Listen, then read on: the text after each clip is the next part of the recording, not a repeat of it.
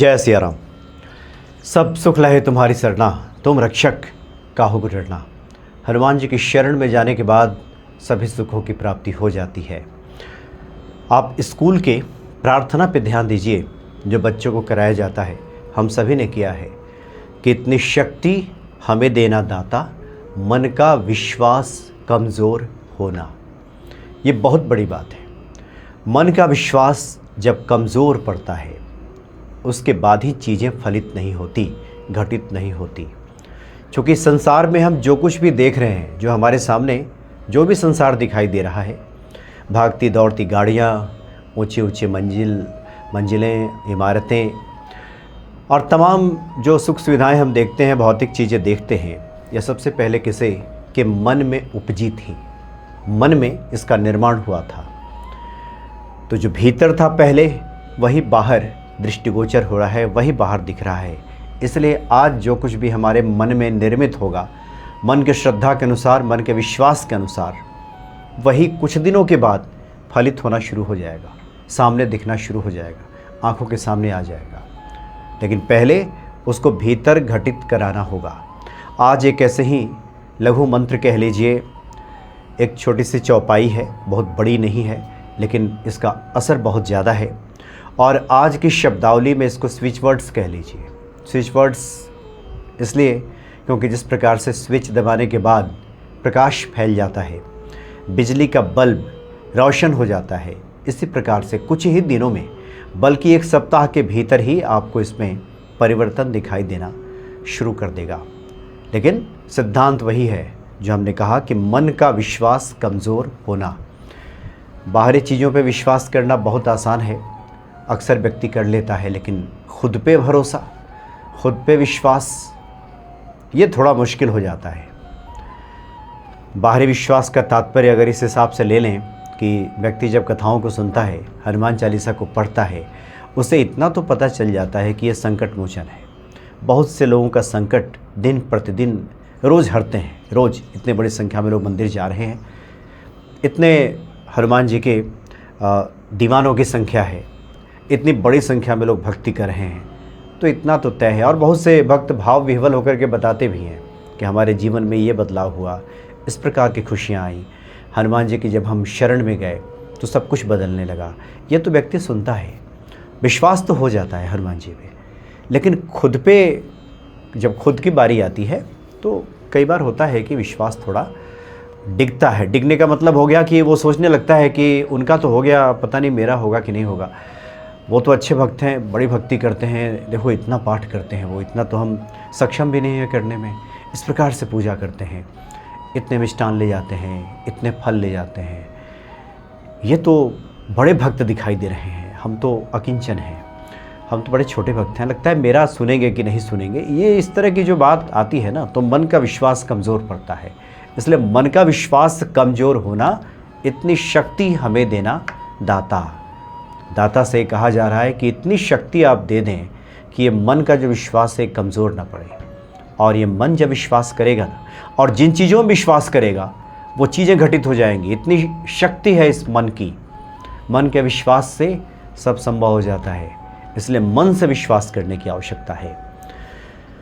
और मन का विश्वास कैसे बना रहे, खंडित ना हो, इसके लिए तो सबसे पहला जो उपाय है वो यही है कि मन से हानिकारक बातों को निकाल दीजिए।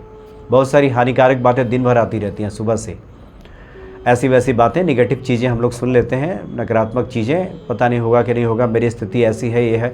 ये दरअसल हानि पहुंचाती हैं सब बातें। व्यक्ति को लगता है कि नहीं हम कैसे मान लें कि हमारे जीवन में सब कुछ अच्छा है, लेकिन मानना होगा।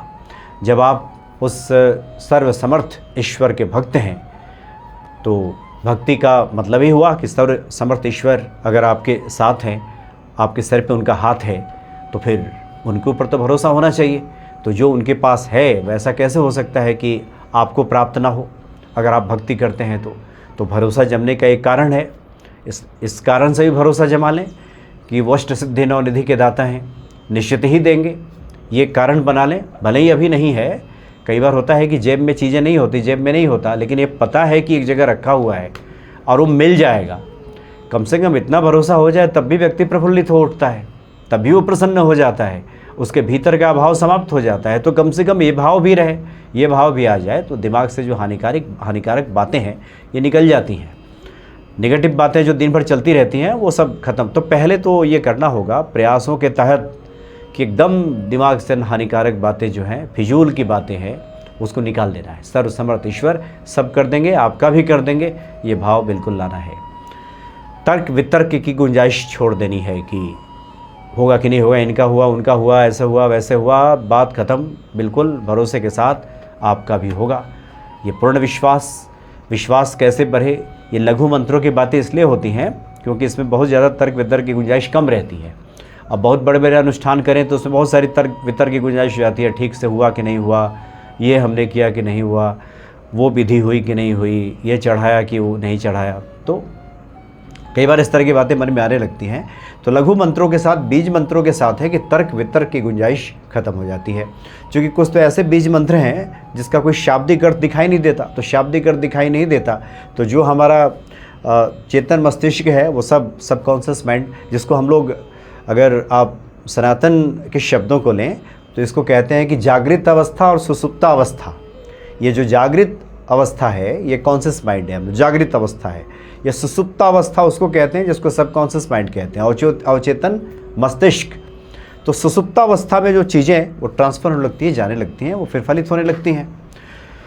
तो इसलिए लघु मंत्र जब उच्चारित किए जाते हैं तो इसमें तर्क वितर्क की, अब कोई कहे कि हम, अब हम का क्या शाब्दिक अर्थ है वो नहीं ढूंढ पाएगा तो तर्क वितर्क खत्म। तो सीधे का सीधा पूरा ट्रांसफ़र हो गया, वो शिफ्ट कर गया आपके सुसुप्तावस्था में। तो सुसुप्तावस्था में चला गया तो उस पर विश्वास करने लगता है जो मन है और फिर आपके लिए वो फलित कराना शुरू कर देता है। इसलिए जो साधु महात्मा कहते हैं वो यही तो कहते हैं कि विश्वास बनाइए, दृढ़ विश्वास रखिए, आस्था हिलने ना पाए। यही है, आस्था हिलने ना पाए मतलब क्या हुआ कि उसमें किसी प्रकार की तर्क वितर्क की कोई गुंजाइश ना रहे, कोई किंतु परंतु नहीं, बस होगा तो होगा। गोस्वामी तुलसीदास जी ने कह दिया है तो पूरा होकर रहेगा, इस पर पूर्ण विश्वास। वो तो भगवान शिव और माता पार्वती को गवाह रख के करें। अब भगवान शिव गवाह हो जाएं, उसके साक्षी बन जाएं, माता पार्वती बन जाएं, तो फिर तो भरोसा 100% बन जाना चाहिए। तो एक जो ये स्पीच वर्ड कह लें लघु मंत्र है, ये बालकांड से लिया गया है और इसमें गोस्वामी जी ने राम कथा की महिमा बताई है कि जो लोग राम जी का स्मरण करते हैं, हनुमान जी का स्मरण करते हैं और अगर वो सकाम भक्त हैं, बहुत लोग सकामता निष्कामता के फेरे में पड़े रहते हैं कि मांगो मत मांगो, नहीं मांगना चाहिए, ऐसे मिल जाएगा। लेकिन गोस्वामी जी कहते हैं जे सकाम नर, जो व्यक्ति सकाम है, जिसको कुछ चाहिए ईश्वर से, हनुमान जी से, प्रभु राम से चाहिए, तो जे सकाम नर सुनहि जे गावहीं, जो सुनता है और गाता है, सुनता है राम कथा, राम जी का प्रताप, हनुमान चालीसा में जो बातें लिखी हैं वो, और जो गावहीं वो गाता है, मतलब जिसके चिंतन में चलता है, जिसका मुख पे रहता है, जो दूसरों को सुनाता है, जो दूसरों को भी उस महिमा से अवगत कराता है, परिचित कराता है। सुख संपत्ति नाना विधि पावहीं, उसको सुख संपत्ति नाना विधि, हर प्रकार की सुख संपत्ति जो आप कल्पना कर सकते हैं वो भी और जो कल्पना नहीं कर सकते हैं वो भी, यानी देवताओं के लिए भी जो दुर्लभ है सुख, वो सुख मनुष्य को प्राप्त हो जाता है, हनुमान जी कृपा कर दे तो जे सकाम नर गावहीं, जे सकाम नर सुनहि जे गावहीं, सुख संपत्ति नाना विधि पावहीं। ये लघु मंत्र है, इसको हमेशा ध्यान में रखना है। सुबह की जो हम पूजा करते हैं हनुमान जी की, जो हमारा नित्य क्रम है वो कर लें और फिर उसके बाद चलते फिरते कहीं भी आ रहे हैं वो जा रहे हैं, वो दिमाग में चलता रहे, जे सकाम नर सुनहि जे गावहीं, सुख संपत्ति नाना विधि पावहीं। और ये भाव रहे कि जो सकाम नर, सकाम हम सभी हैं, हम सभी को चाहिए, तो इस भाव से। अच्छा, दूसरी एक और महत्वपूर्ण बात है कि बहुत बार लोग लिखते हैं, हालांकि बहुत मैसेज तो इस प्रकार का रहता है कि लोग नौकरी नहीं है, धन का अभाव है, लेकिन कुछ लोग ऐसे लिख देते हैं कि ऐसा लगता है जैसे उन्हें धन चाहिए ही नहीं, धन से एकदम विरक्ति ही है। लेकिन ये सब बातें हैं, सुनने में अच्छी लगती हैं। आप कहीं भी साधु महात्मा कहीं भी जाइएगा, संसार का कोई भी कार्य महालक्ष्मी जी के कृपा के बिना संभव नहीं है। माता सीता जी या अष्ट सिद्धि नवनिधि के दाता हनुमान जी जब तक वो प्रदान नहीं करेंगे तो संसार का कोई भी कार्य संभव नहीं होगा। तो इसलिए जो लोग लिख करके इसकी आलोचना करते हैं कि नहीं नहीं इसकी क्या आवश्यकता, अरे धन की बात होने लगी, तो समझिए कि ऐसे लोगों से फिर धन दूर ही हो जाता है। जिन चीज़ों की आलोचना की जाती है वो चीज़ें हमसे दूर होने लगती हैं, इसलिए उसके बिना काम नहीं चलने वाला। आप जब महालक्ष्मी जी की आराधना करेंगे, श्री सूक्त का पाठ करेंगे, तो महालक्ष्मी, ये महालक्ष्मी कौन है? भगवान विष्णु की प्रिया हैं। उनसे कहा जा रहा है कि हे माते, जिस प्रकार से कोई अपंग व्यक्ति बिना लाठी के सहारे के चल नहीं सकता, उसी प्रकार से इस संसार में आपकी कृपा के बिना एक कदम भी नहीं आगे रखा जा सकता, एक कदम नहीं चलेगा। संसार के कल्याणार्थ कार्य के लिए भी धन चाहिए। इतनी जो कथाएं होती हैं, पूजा पंडाल लगता है, सबके लिए धन की आवश्यकता होती है। इसलिए पहले तो स्वीकार लीजिए सच्चाई ईमानदारी से। ये सब बातें हैं, सब कही जाती हैं बार बार से। अब जितने संत महात्मा सबसे मिलते हैं, सभी इसकी उपयोगिता स्वीकारते हैं।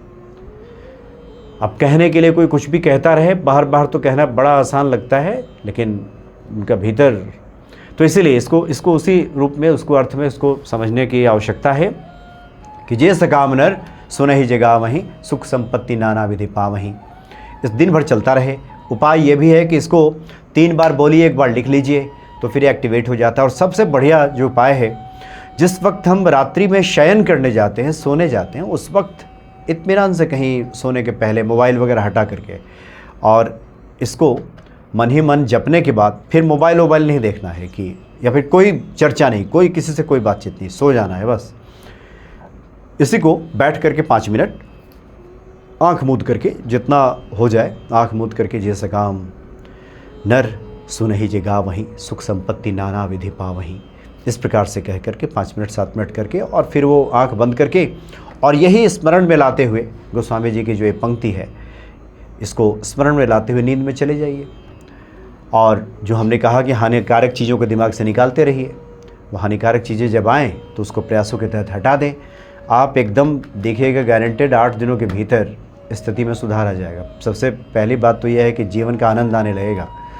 सबसे पहले मन में प्रसन्नता आ जाएगी, आपको लगेगा कि नहीं, सब संभव है। हनुमान जी के हम वास्तव में कृपा पात्र हैं। और जो कहा गया है कि हनुमान जी संकट मोचन है, संकटों से छुड़ाएंगे, चूँकि ये तारतम्य जुड़ जाता है।